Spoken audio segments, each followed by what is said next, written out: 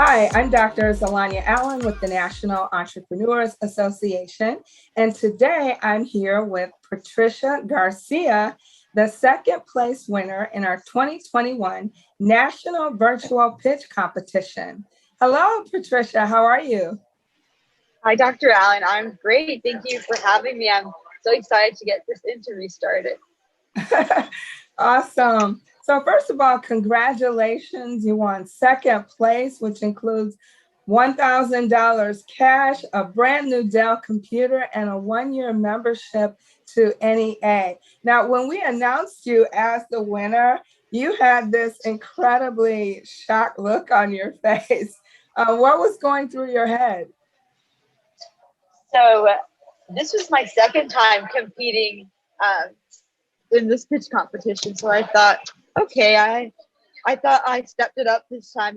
Worked on the feedback I got from the first time, but that was really unexpected because there were so many other uh, great pitches, so many other people who I could tell worked very hard on their work. But just hearing my name, I was like, whoa, I wasn't expecting that. Yeah, there were some awesome pitches, but you deserved it. I mean, you did a great job. Now, you just mentioned that you pitched before. So I want to talk about that story because that's an incredible story of perseverance. Now, I remember that you entered the first pitch that we did and you didn't make the top 10.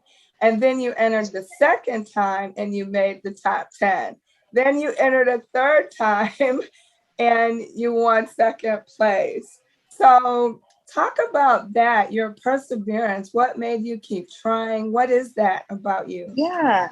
So I have this motto of don't count yourself out and don't do other people's job for them. And that being said, the idea is by not applying, that's an automatic no. When you apply, the worst thing that can happen is someone tells you, hey, sorry, you didn't make it, or hey, you weren't eligible. But when you just put yourself out there, the opportunity of being eligible or winning competitions is obviously much higher because you're filling out an application. Whereas if you just don't fill anything out, that's just a rejection at first. And then that's been my motto. I figured the first time I didn't make the top 10, second time I got that feedback, could work on it. And then now this third time, it's like, okay, taking all the lessons I learned from the previous times, this is how I guess you make it in life with this idea of always put yourself out there. And the worst thing you can get is a no.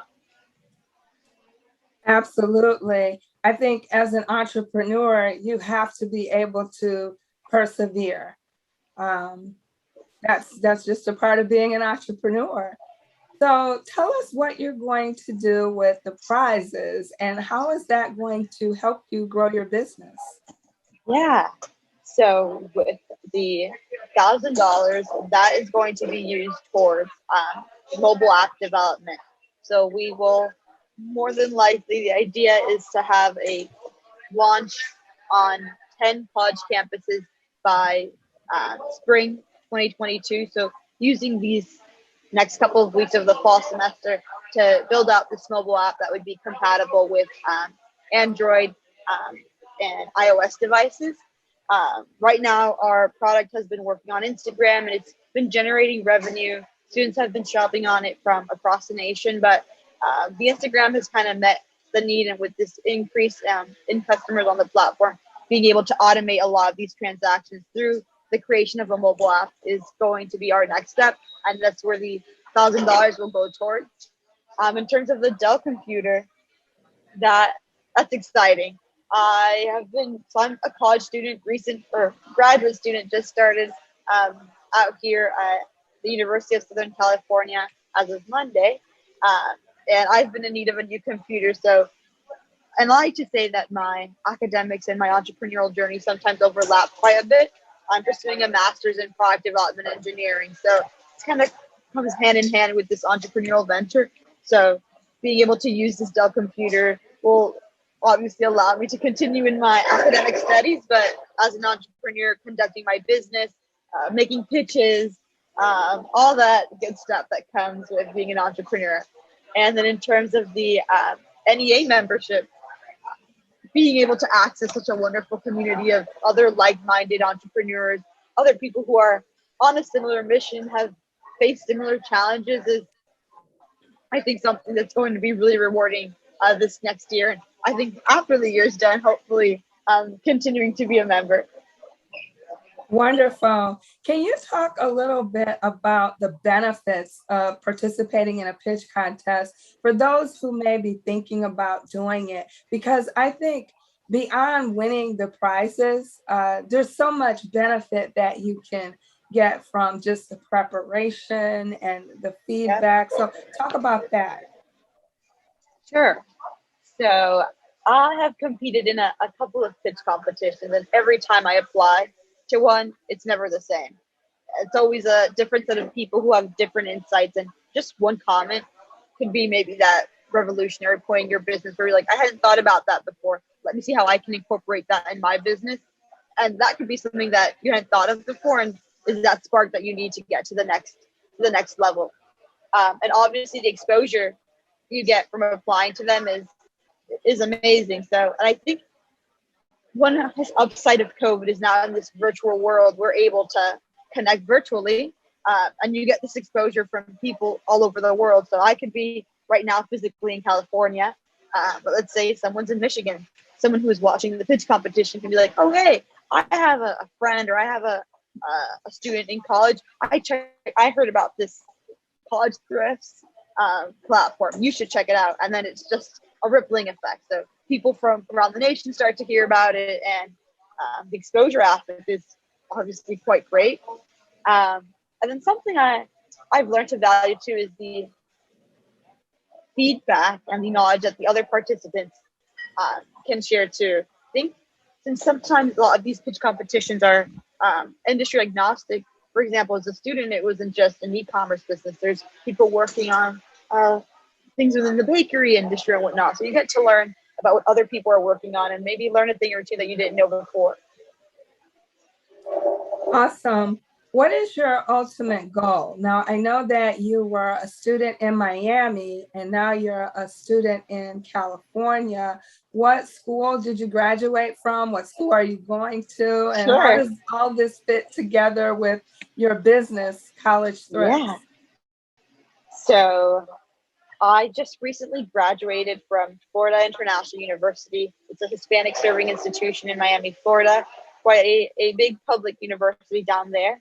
And I was one of the first graduates of the brand new interdisciplinary engineering degree, which is a degree that I think is the future. It's at the intersection of engineering and business. Uh, when I graduated, actually a year ago, um, I thought I wanted to join the workforce, so I received a job offer. And then for me, I was starting to kind of weigh a couple of things. I could go join corporate America, do the 9 to 5, but to me, I knew that my business is something that I value a lot. So I figured if I can continue my education and continue to build this would be the best route for me.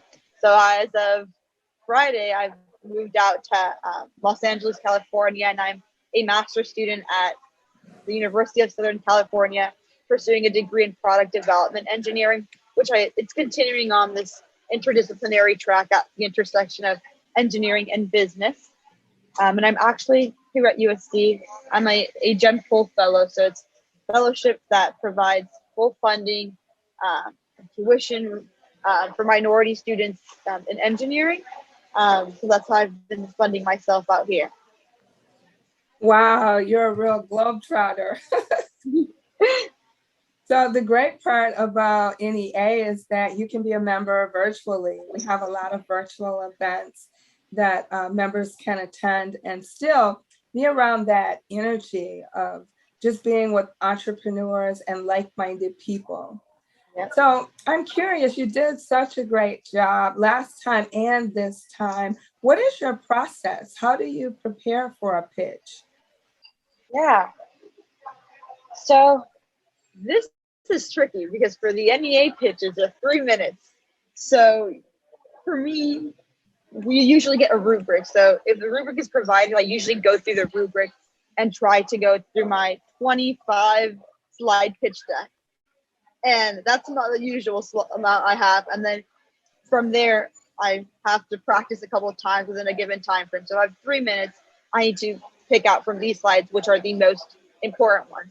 Sometimes I can fit a thing or two into one slide. Like, for example, if I'm talking about my customers, who my customers are, and a business model, I can kill two birds with one stone there.